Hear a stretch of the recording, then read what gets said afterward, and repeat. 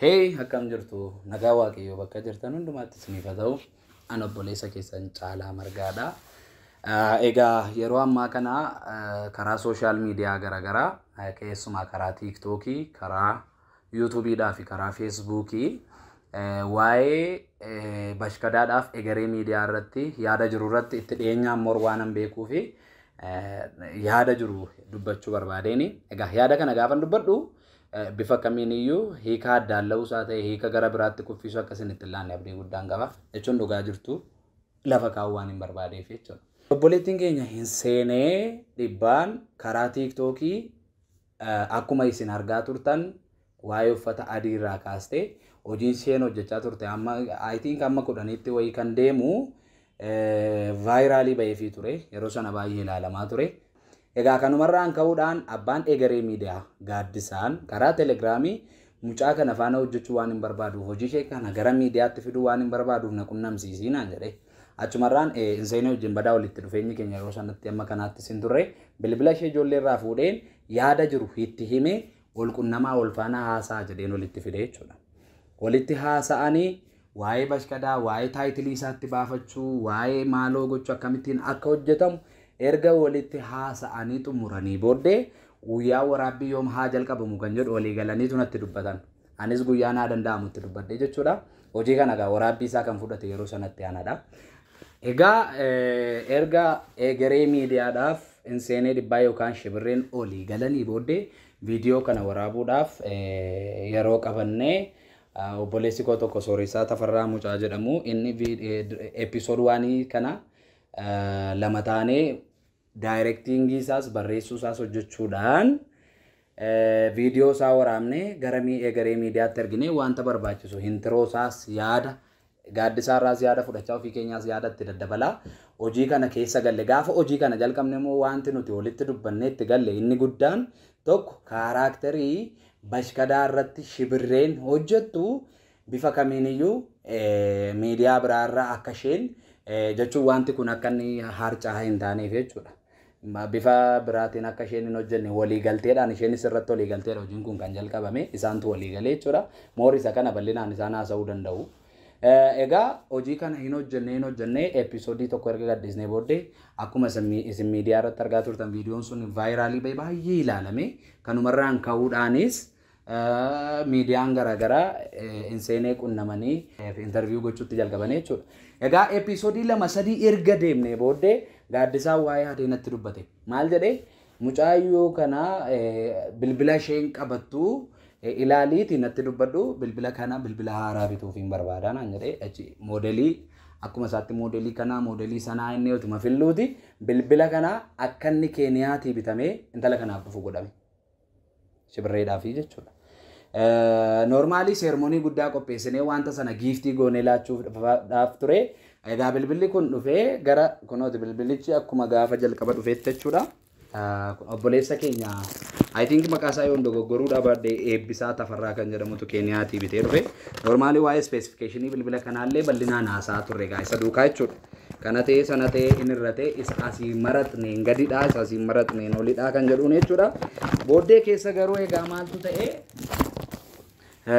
moodelii bilbila kanaa ilaallee kanas giiftii goonee laachuurraa atis wanta gaarii ta'e moor kanarra naan bakka ta'u rakkinan qabu bilbila kana hooldi godhi bilbila biraa itti yaadnee guyyaa biraa goonaa fi wanti yaadame gara akkuma jirutti itti fufaa jedhee nama dubbataa turedha. Egaa kun normaalii barbaachisaa ta'e miti. Taatee ana isaaf ishee wal agganaanya waan ta'eedhaafidha kan hin dubbachuu barbaade ol nu qunnamsiisu jechuudha. Inni biraan erga deemamee booddee gara episoodii 5-4 gaafa geenyu obboleettiin keenya inseenee yuutuubii mataa ishee banattee piroomotii godhachuutti kaate. Yeroo sanatti gaa Gaaddisaan na qunnameetu yuutuubii ishee erga banattee tokko kaaraakterii bashkaadaa irratti hojjettu shibirree taatee isa hojjettu sanaani baatee hojiin kun iddoo 2-3 akka hin taanetti hojii kamiyyuu akka isheen hojjettuuf tumsi jedhee nama ergaa naa kaa'edha jechuudha Gaaddisaan. Egaa wanti kun itti deemee hin fufee episoodii 11ffaarra geenye gara 11ffaarra gaafa geenyu egaa beekamaadha. Sooshaal miidiyaarraa ilaalcha namoonni ammamtaan isaan viidiyoo kana ilaalan gadi bu'aa deeme yaada namoonni laatanis jechuudha. Normaalii kallattii hojiitiin kallattii yaadaatiin namni keenya dafee ol nufa waan ta'eef Egaa maaltu ta'ee gaaddisaa yaada tokko dhiyeessaaf. Yaada inni dhiyeessee fi bashkadaan dhufee waraabamee gidduu gidduutti haa galu. Kanaafiyyuu mari'adhaati caalaa duukaa bashkadaan akka waraabamu godhaannaan achi saampiliidhaaf bashkadaa viidiyoo waraabeen gaaddisaatti erga. Isheettis immoo ilaa mucaa kana yaadee akkamna mucaan kun hedheen gaafadheen mana isheetii laaqana nyaannee kaane jechuudha. Gaafa itti agarsiisu normaali laayikii gooteetti jaallatteetti koonfirmi gooteetti finfinneetiin nama qabaa garuu ennaan finfinneetii fagoodhaa as dhufee hojjechuuf rakkisuu danda'a waan ta'eedhaaf moor nama as jirutu fayyadamne gaariidha naan tolee rakkinan qabu bakka naasofnaa jettee finfinnee deemte. Finfinnee deemte guyyaa lamaa booddee wanti kun completely bashkadaan waraabamu akka hin qabne bashkadaan haa waraabamu jedhama taanaan immoo egeree miidiyaa irratti waan hin hojjedhu nan dhaabaa jette yeroo sanatti jechuudha. Inni jalqabaan dubbiin kan jalqabe egaa konfliktii inni har'a akka kanatti bal'atee jaba baase kuni kan jalqabe guyyaa sanarra ture. Jedhanii booddee walii galaa akka barbaadanitti walii galaa xumuraa hidhee walii galanii achi bashkadaan haa waraabamu jedhan. Waa'ee viidiyoo haadha shibirreettis yoon isinii deebi'e viidiyoon haadha shibirree aayidiyaa namoonni artistoonni haaraa ijoolleen haaraa namoonni dandeettii qaban hojii kanatti dabalamanii hojiin kun bal'achaa haa deemu jechuudhaan gaaddisaan tiiktookii irratti mucayyoo haadha shibirree taatee hojjette sana argee jaallateetu akka isheen waraabamtu godhee inseeneenis beekti jechuudha isa kana. Viidiyoon kun hin waraabame hin taa'ee noormaalii yeroo sanatti gadhiisamuudhaaf hin turre yeroo gadhiifame sanatti egaa bashkadaan haa waraabamu jedhanii walii galanii gaaddisaadhaa fi obboleettiin keenya inseeneen jechuudha. Haa waraabamu jedhanii hanafaanas akka bashkadaan waraabamu inni dhiiraa kuni bashkadaan akka dhufee uummatatti ba'u haa ta'u jedhamee hanafaanas erga walii gallee booddee. Egaa wantoota baay'ee wantoota hin dudubbatiin jiru barbaachisoo warra ta'anii main pointii duwwaan dudubbachaa jira. Episoodii 15ffaa egeree miidiyaa irratti kan gadhiifame sana kasaaraa kan jedhu waraabbii isaa erga waraabnee xumurree booddee guyyaa sana waa'ee bashkadaa irratti akka haasofnuuf beellama qabna turre. Achi hin seeneen dhibbaa viidiyoon kun akka waraabameen immediately lafa isheen galtee sin agarre. Bilbila nan bilbila narraan kaastu tekstii nan barreesseef naaf hin deebistu karaa telegiraamii ergaan kaa'eef naaf hin deebistu xaxxettee machumarraan badde. Kan yeroo sanatti waan isheen gochaa turte yoo jiraate episoodii 15 isa waraabne aayidiyaa sanarra dhaabbattee tokko gaaddisaatiin hojii kana dhaabuun barbaadaa hin jenne mucaan kun. Lammata anaan nama ishee viidiyoo waraabaa jiruun hojii kanan dhaabaa miidiyaa kootiin deebi'aattee wanta nu beeksiste hin qabdu. Hojiin kun immoo hojii miidiyaati. Waa'ee miidiyaa warra beektan miidiyaa irratti waan hojjetamu waan beektaniif jechuudha. Gaaddisaan ishee gaafata. Maalidhaa caalaa wajjin maaliif waliin qunnamnee waa'ee bashkadaa akkam gootanii jennaan rakkoo hin qabu bashkadaan haa waraabamu finfinneen deemaa finfinneetii qidaamee yookaan sanbata deebi'aa gaafa sanaa gaafa dafinoo immoo ilaalleetu bashkadaa caalaa wajjin teenyee ilaallee gaafa facaasaa waraabnaa itti. Normaalii guyyaasaa yaadachaan jiru amma yeroo naasaa jiru kanatti jechuudha. Akka kanaan erga jettee booddee finfinneetii I think qidaamee hor jimaata dhuftee naqamtee galtee hin agarreenanii guyyaa dafinoo garuu hojii sana hojjechuudhaaf ol arguu waan qabnuufini bilbilaaf narraa kaasuu didde. Tekstiin barreessaaf naa deebisuu didde. Maal taatee jedheen ergaan ishee gaafadhee booddee telegiraamii galeeni insu maal taatee dhufteettamoo waraabbii sana akkam goonaa jedhee qodaa reedii ta'een ishee gaara gaane episoodii itti aanu waa'ee bashkadaa sana waraabuudhaaf jechuudha. Kan isin dhibu keessaa garuu siin gootee miisejii koo telegiraamii keessaa baate. Yeroo muraasa daqiiqaa 10 moo daqiiqaa 5 booddee namni naa bilbilee FB irra galiitii ilaali naan jennaan gaafan akkaawuntii feesbuukii ishee jala galee ilaalu bashkadaa episoodiin 16ffaa gadhiifameera. Kana jechuun isa iyyuu bashkadaan sun gadhiifamuu duwwaayyuu tun taane tokko ani waan an beekuun qabu itti haana ishee waraabuudhaaf hin jechaara normaalii as gidduutti immoo akka isin hubattan kan hin barbaadu hojiin hojjetamaa ture hundumti isaa guutummaa guutuutti kan wal qunnamee haasa'u isaan gidduun ture malee ani hojii kanan hojjedhaa gatii na barbaachisu duwwaa argachuudha kan koo isinii galeera. Egaa maaltu ta'a bashkadaan kun hin gadhiifamee immediately gaafa nargu nanne hin seeneef nan bilbilee narraa kaasuu didde abbaa manaa isheettan dawwale.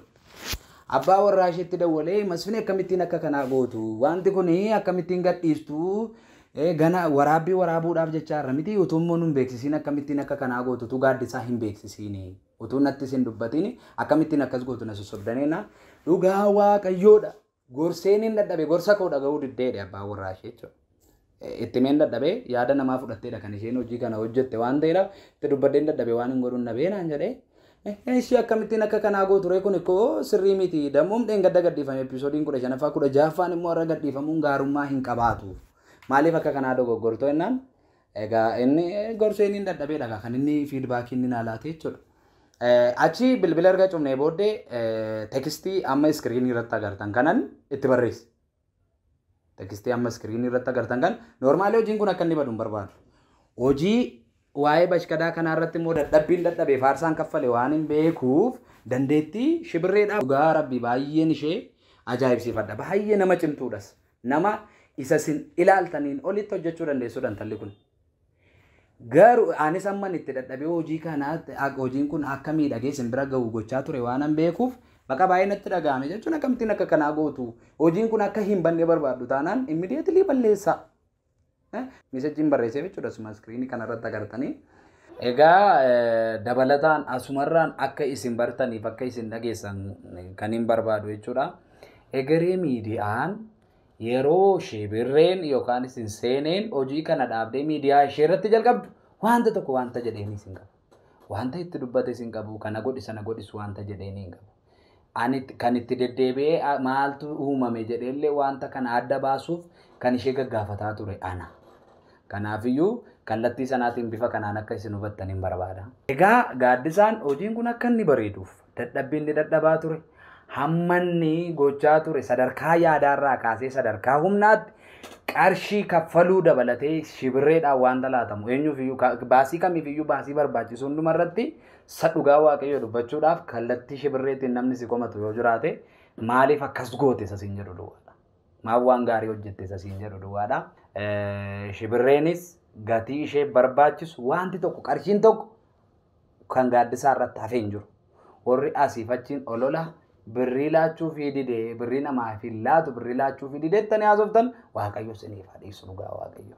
Sababiin isaa gadi fageenyaan itti dhiyeenyaan kan beeku ana waan ta'eef birriin shibirreen naan kaakeera jettee akkuma afaaniin isinitti dubbatte miidiyaatti baatee yoo dubbatte immoo weel sababiin isaa wanti sirrii hojjetameef wanti ta'aa ture guutummaa guutuutti dhugaansaa jira waan ta'eef. Waa'ee guyyaa dheengaddaa dubbii konfliktii kee haasaan amma sana haasa'amin isinitti dubbadha. Guyyaa sana viidiyoo intro bashkadaadhaaf intro haaraa waraabbii waraabneetu xumurree galle gaafa roobiidha guyyaansaa maaltu akka isaan mudate hin beeku gaan. Waa'ee kaameraa taanaan namoonni miidiyaa gubbaarrattis isheenis gaafa dubbatte kaameraan dhowwachaa jiru akka kaameraan hin arganne godhaa jira abbaan egeree miidiyaa kan isheen jette normaalii dhibbatti wanta isinitti dubbadhu oduu sobaati. Oduu sobaa. Waa'ee doorsifamuu taanaanis yaada isheen kaastee miidiyaa irratti akka sanaatti baatee haasofte normaalii wantichi waan na ilaallatuuf. Egeree miidiyaa jettuyyuu malee jala warra jiran jettee dubbatteetti waan ta'eedhaaf namni ishee doorsisee sin jiru namni kaameraa dhowwatee sin jiru dhugaa gootanii miidiyaa irratti akka kanaa haasoftu taanaan kaameraa namoota laatan magaalaa Naqamtee keessaa namoota irraa fudhadhus haa ta'u namoota kaameraa laatan gaafachuu dandeessu namoota saawundii laatan gaafachuu dandeessu. Ani itti dubbadheera gaaddisaan isaan qunnameera. Dhowwatanii dhiisanii wanta na ilaallatuun qabu wanta egeree miidiyaa ilaallatuun qabu kun dhugaa jirudha. Doorsisame ijoo maali as keessa teenyee magaalaa Naqamtee keessatti waa'ee wal doorsisuu haasa'ama normaalii sooshaal miidiyaa keessan fayyadamtanii yookiin yaadaaf yookiin laayikiidhaaf gootanii irraan kan hafime Naqamtee keessatti wal doorsisuu Naqamtee keessa ta'anii bamnam ta'amira waliin doorsisan. Dabalatammoo waa'ee koosinitti dubbachuudhaaf waqtii fi yeroon itti giruupii uume intalli kun akka sodaattuuf akka isheen hojii kana hin hojjenne godhe qaba taanaan ani kiristiyaanummaa kootiif nan gaafadha. Sinii galee dubbiin artii iddoo isaatti haa eebbifamu iddoo isaatti haa ulfaatu. Dubbiin kiristiyaanummaan immoo jireenya. Sinii galee giruupii uumee dhimman itti konfliktii namarratti kaaseef hin qabu. Kanaaf immoo ifa baastee hin seeneen yookaan shibirreen haa dubbattu. Ifa baastee dubbachuus hin dandeessu. Sababiin isaa oduunsaa oduu sobaati waan ta'eef. Normally emotionally ta'esan isinitti haasaa jiruuf dhiifama guddaa naa godha. Namoonni social media irra deemtanii akkasii godhamee indoorsifamtee hin sodaachifamtee ettan yoo hin seenee magaalaa Naqamtee keessatti doorsifamtee ta'e ani kana kollaadha. Bifa kamiiniyyuu qaamni kamiyyuu har'a social media irratti immoo yookiin attentionii argachuuf yookiin bu'aa wayii argachuudhaaf akka kanaatti sobuun baay'ee fokkisa. Waaqayyos nama gaafata. Karaan sobaan deeman gala nama dibdeera. Oromoon gaafamammaa. Innaa already dhibbatti akka isin amantan kan hin barbaadu. Akka isin jecha koo fudhattan utuu hin taane dhugaa jiru wanta isinitti dubbachuu barbaadu dhibbatti odeeffannoon waa'een hin seeneen doorsifamu, waa'een hin seeneen kaameraan dhowwatamu, kanaaf immoo ragaa barbaaddu taanaan ragaa quubsaasaa isiniif dhiyeessuun salphaadha. Hin seenee hojiin hojii gaarii hojjechuudhaaf hojii qulqullina qabu hojjechuudhaaf dhamaatiin keenya inni guddaan kanaaf ture. Garuu har'a haasaa bareechachuudhaaf yookiin immoo waa yaadan tokko bira gahuudhaaf jibba amma kanaa miidiyaa irratti bahanii lallabuun is very great shame. Hin fokkisa bakka. Keessumaa amma kanaattis ol faana girrisuuf oliif girrisuun barbaachisaa miti. Sinii galee? Egaa inni dhugaa fi inni guddaan wanti ture isa kana. Waa'ee egeree miidiyaa gaafa kaastan immoo egeree miidiyaa rakkinaaf badii kamiyyuu yoo inni qabaate kallattii biraatiin irratti kaasuus irratti haasa'uus hin dandeessu. Kallattii hin seenee kallattii shibirreedhaan garuu dhuga baatuun hin seenee mataa isheetiiti. Ani egeree miidiyaaf hin xabaqaa ta'aa jira miti. Garuu dhugaa jiru haalanii bira darbanii akkasittiin dibanii maqaa namaa balleessuun hin barbaachisu. Hin ta'u gonkumaa. Gonkumaa wanta barbaachisu miti. Kanaafiyyuu egaa wanta isinitti dubbachuu barbaadu yoo jiraate walumaa galatti waa'een waliin hojii isaanii akkuma sanatti ta'ee waa'een hojii kanatti dadhabaa turuu keenya akkuma sanatti ta'ee waa'een hojii hojjechaa turuu keenya akkuma sanatti ta'ee aayidiyaan hatames hin jiru hojii amma yoonaatti hojjetamaa ture waan hundumtuu waliigalteedhaan haadha shibirreerraa kaase waan hundumtuu waa'ee bashkadaas taanaan waliigalteen utuu jiru kan diigee gara biraatti gore isheedha. Kanaafuu adaraa please social media gubbaarratti akkaataa isin amma haasa'aa jirtaniin dhugaan jiru waan hin taaneef akka kanatti naasayna. Egaa asumarraa wanta dabalees dubbachuu barbaadu hin seene. Kallattii kamiin iyyuu haa ta'u yaada kam keessa yoo taane iyyuu har'a egaa fedha maalirra akkatti hundooftee sadarkaa kanaatti yaadde beekuudhaa baadhu iyyuu akkuma kaleessa dheengadda yeroo wajjin hojjechaa turreettidha. Kanan si jaalladhu jechuudha. Kanaafiyyuu wanta kamiyyuu taanaan kallattii ati hojiidhaaf humni koo si barbaachisutti yoo na barbaaddatee si barbaachisee sitti argamnaan ansi bukkeen jira siin jedhaa jabaadhu. Egaa haalonni rakkisoo cimootaan si mudachuu danda'u. Inni kunillee egaa haala rakkisaadha jedhee yoon si muruudhaa baadheyyuu haalonni rakkisoo warri dhugaa warri sirrii si mudachuu danda'u. Isa kanaaf immoo yeroo sanatti akkatti cimtee hojii kee kanatti jabaattu siin jedhaa jabaadhu. Sin jaalladhaa jibba kee hin qabu. Boor akkatti nama guddaa taatu hawwii koodhaa sin abdadhaa. Kanumaan siin jechuu barbaada.